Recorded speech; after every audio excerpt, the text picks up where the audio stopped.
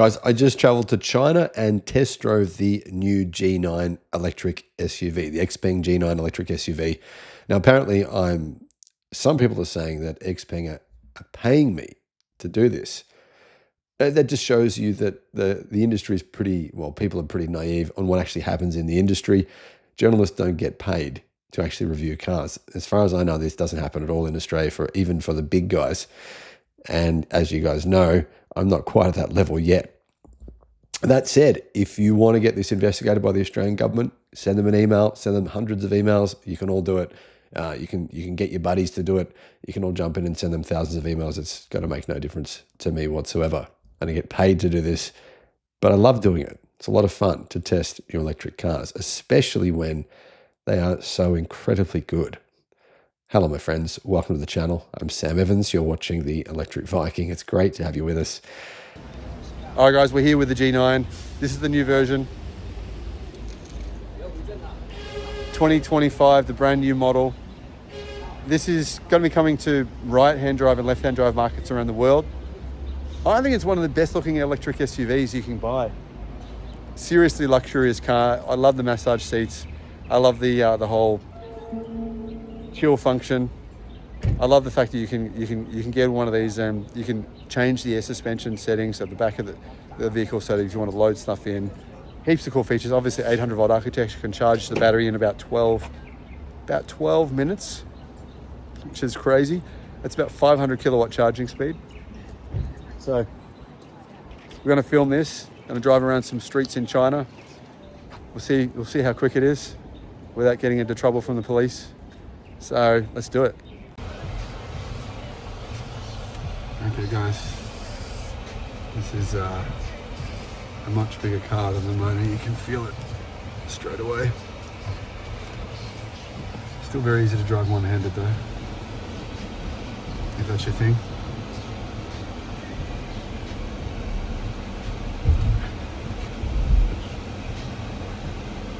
We're going over some pretty big speed bumps here, and this car has air suspension, so you can definitely feel less of the bump than you do in the Mona or even other cars, I'd say. Just saw a Neo ET5, that's interesting. Let's see if we can get through here without letting us through. It's letting us through. Alrighty.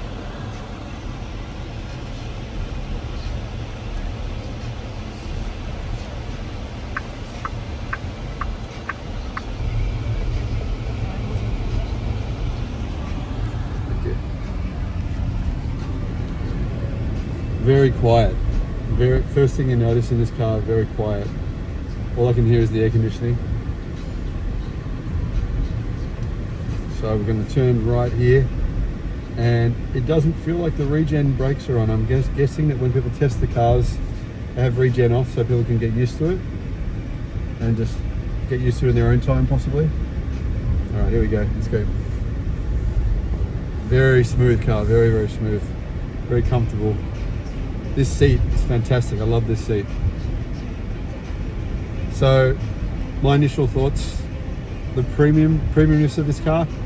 I have heard dealers in Germany, there's some dealerships in Germany, I think it's Germany or the Netherlands, and they sell Mercedes-Benz and XPENG at the same dealer, and they find that often people come in to buy a Mercedes and they'll buy an XPENG instead because it's in some ways the nicer car. I'm going to go this way, turn left. No guys, my experience so far in China driving here is quite easy to drive here. I mean, I'm sure there's much harder places than what I've been driving, but it's been really good. Really nice roads, a few bumpy ones, but mostly really nice roads. G9, new version, can charge it up to 500 kilowatt charging speed. Crazy, absolutely insane. So it's 5C. About 12 minutes to charge the battery. There is rear-wheel drive and all-wheel drive versions. The long-range version gets around 600 kilometers of range. I think huge amount, more than you could possibly need really in the real world. The driving, I don't know if I can double click it to see if we can get some automated driving. Let's just see what happens. It's not turned on. We need to park again. We need to park. Yeah. Let's see if we can turn it on. Let's do that, alright? Let's do that. 5年，然后社交媒体的话一共是4年，主要的时间都是在做海外社媒。那应该算是比较资深了。那就我还可以有一个大概的一个介绍，之前设备方面都做过。之前的话就是我在大疆农业主要是做海外整一个社媒矩阵的运营，然后其中主要是包括 Facebook、Twitter、Instagram，还有这个就是 TikTok 啊等等，就是这些比较主流的平台，就是。对对对，之前面过2个了。感觉怎么样？就是其实感觉做的事情和大疆目前的。Now, I know that most of you are not saying I'm paid by China or the CCP or by Xpeng, but I just wanted to put those comments in there for the clowns that are making these claims. Now, as far as I know, this was the first test drive by any Australian media, and I've got to say I was very lucky to get this test drive because technically I'm not meant to drive in China. The new G9 has increases in both power, torque, and also in efficiency. But not only that, its self-driving system has gotten better because all cars will now come with, or all models of the G9 now come with Xpeng's new Turing AI intelligent driving system. It removes the need for LiDAR. Now, I should point out, guys, at the kind of media press thing, I asked a question. I said, guys, why did you remove LiDAR? They thought I was actually being negative about, they got a bit offended at me, thought I was being negative. They removed me from their payment books. No, just kidding. So this was interesting to see, but I actually think this is a positive. And that's why I asked that question, because I think that the way Tesla's going about full self-driving is the only real option and it's the best solution. And I think the way that Xpeng have essentially done similar things to Tesla is actually quite smart. But anyhow, that's one thing they've done. And people say that actually that has resulted in an improvement to the cars. Now, Xpeng actually were the first company to begin using LiDAR and using HD maps for their, self-driving technology. That was many, many years ago. And now they're the first company to stop using HD maps and stop using LiDAR and go to essentially vision only, similar to Tesla. So I think that was a great decision. And I've even said that in previous videos.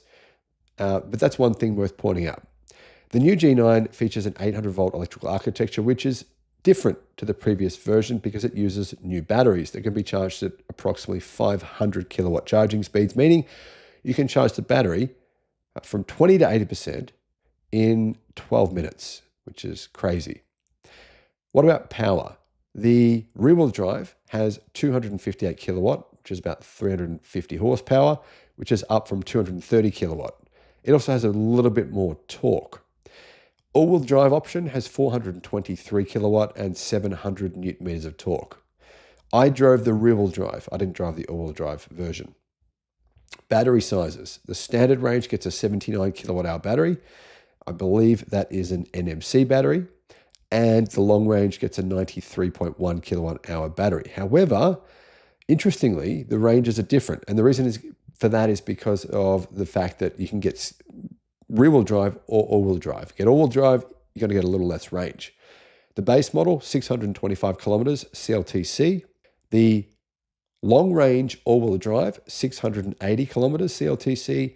And the long-range rear-wheel drive is 725 kilometers CLTC. Now, for me, the pick of the bunch is the long-range rear-wheel drive, 725 kilometers, so probably about 600 kilometers WLTP, which is quite a lot of range.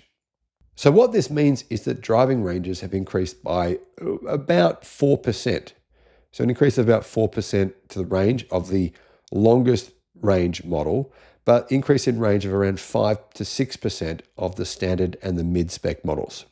Now, they all come with 20-inch alloy wheels, which look really good. I think this car looks great in black. The car that I test drove was white, and black was a kind of a combination. I didn't like the colors, but I think in black on black, this car looks absolutely sensational. One of the best looking cars I've ever seen. It gets a power tailgate with air suspension, so it can lower the rear if you want to put things in, heavy stuff in the back, or if you simply want to make the car lower. And remember, this car is actually a fairly big car.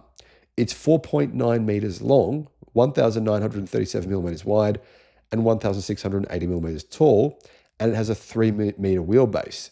It's 105 millimeters shorter, but 7 millimeters wider than a Toyota Kluger, but it has a longer wheelbase than a Kluger, and it has therefore quite a lot of space on the inside of the car. Now, because it's more of a traditionally shaped SUV, it also has a fair bit of boot space as well. I should mention, guys, that even though Xpeng no longer use LiDAR, they do actually use other driver assist sensors with their self-driving technology, including 11 cameras, 3mm wave radars, and 12 ultrasonic radars. And Xpeng says visual perception distance has been increased by 125% versus the outgoing G9. Recognition speed has been improved by 40%, and the car more accurately identifies moving and stationary obstacles. Personally, me using full self-driving, I actually didn't use it in the G9. I did test it. I have tested it in the XPENG G6. You can't test this in Australia, by the way. This is only in China right now. And in the G6 and in the Xpeng P7 where I tested it, to be honest, it wasn't as good as Tesla. That's just the truth. I'd say it was closer to Tesla's autopilot, but maybe a little bit better than autopilot. Maybe more like Tesla's enhanced autopilot. That's probably more of a fair comparison. There's 3 screens on the inside, as you can see. There's dual 15-inch screens and a 10.25-inch digital instrument cluster. The screens work quite well. They're responsive. They're easy to read, even in direct sunlight. And the car also has 5G connectivity and over-the-air updates. They do actually do over-the-air updates. I've got a G6, and you get an update every single month, which is pretty amazing. What colors are there? Well, the interior colors are pretty cool. You can get Moon Shadow Coffee, and that's the car I test drove, coffee inside, Elegant Grey, and Morning Glory Brown. It's actually a really nice interior. It's a little bit bling like a Mercedes-Benz in some ways, with the very soft touch leather seats and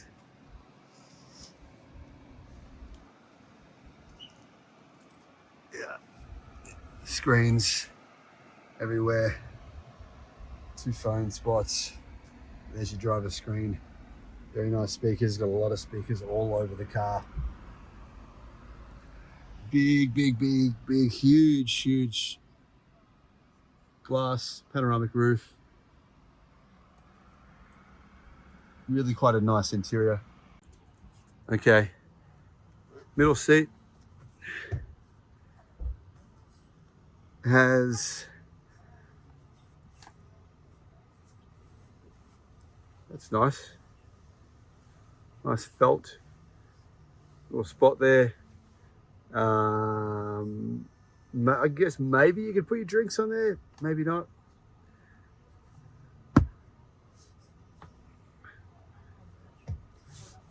Let's have a look. Let's have a sit here behind well, it's not my seated position because the seats come back actually when you get out. So that's actually for a much taller person than me. There's plenty of room, I think, in the back. Now there is the 7-seat version coming of this car apparently. Looks quite nice from here, doesn't it? That dashboard, lots of screens. Looking up, lot of sky there. Now, okay guys, here I think we're gonna hear the air suspension. I just heard it. I'll lower the back of the car when I opened the boot a second ago. Let's see if it does it again.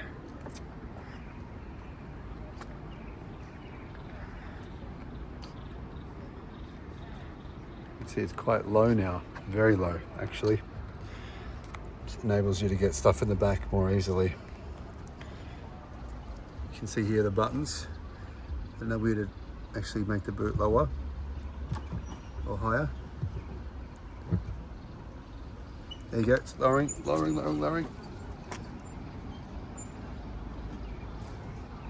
Okay, that lowered the car, I think, to its lowest point. Let's have a look where it is on the wheels. You can see not much room there left. So let's see what that does. That's the seats. Get down to here. Down to here. Not particularly deep. Enough space for a few things.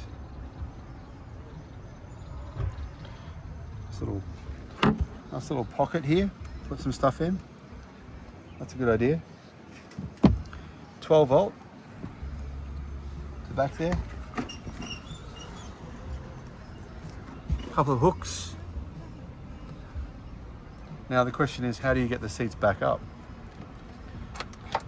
Can you? No, it looks like it's just one way.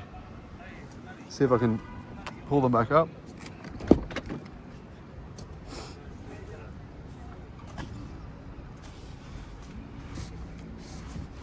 Yeah. I don't know if I'm doing this right. It feels like I'm not. It feels like it should be a button. But I don't know where that button is. Pricing. I would estimate pricing in Australia. I can't say other countries because I don't know. Pricing in Australia, I estimate, will start at approximately 85,000 Australian dollars. And I'm going to guess that if the long range all-wheel drive option is available, that might be a bit over maybe about 110,000.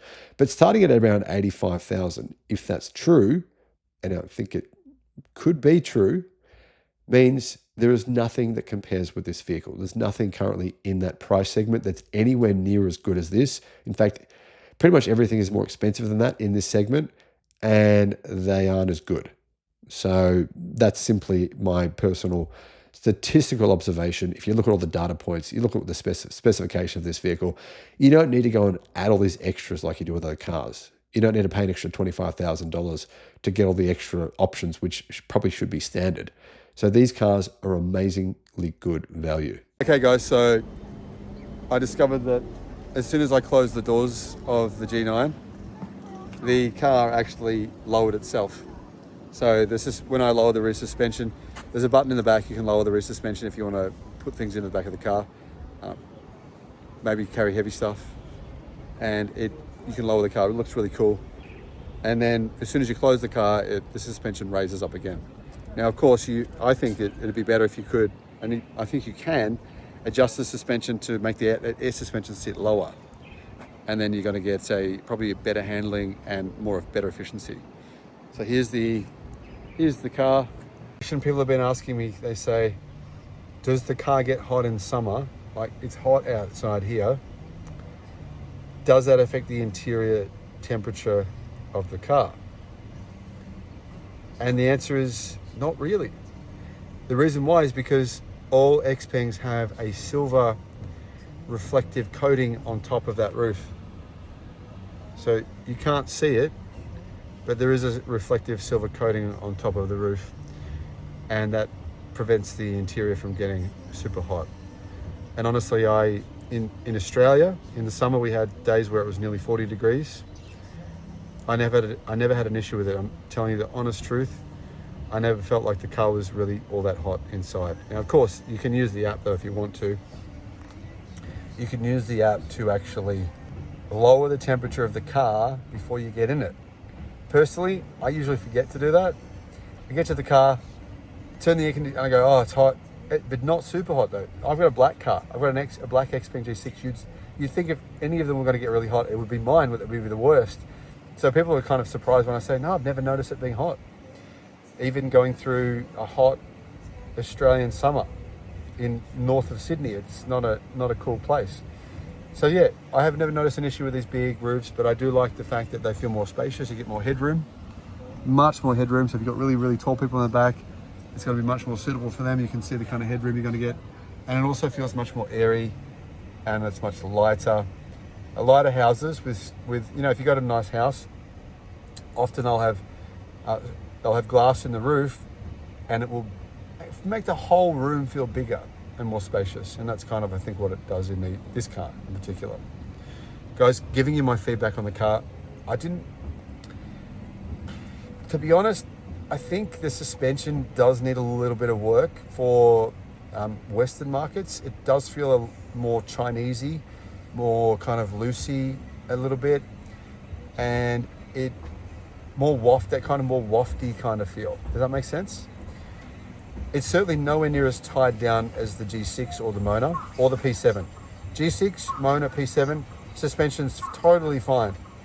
I think not just fine, quite good. G9, I think needs a little bit of work. So when you accelerate, it does feel like you're in a big car.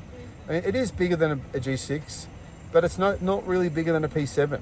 You know, it's shorter, a fair bit shorter than a P7. So yeah, the suspension, the brakes were fine. Totally fine with brakes. Handling, the steering's okay. It's very light. Of course, you can adjust that in the settings. You can change the settings. There's 3 different modes. So personally, I put it in sport. I would put it in sport mode. All the Xpeng cars are better in sport mode with the steering. It sharpens it up, feels less dull, much better in sport mode. But yeah, like I said, the suspension is a bit wafty.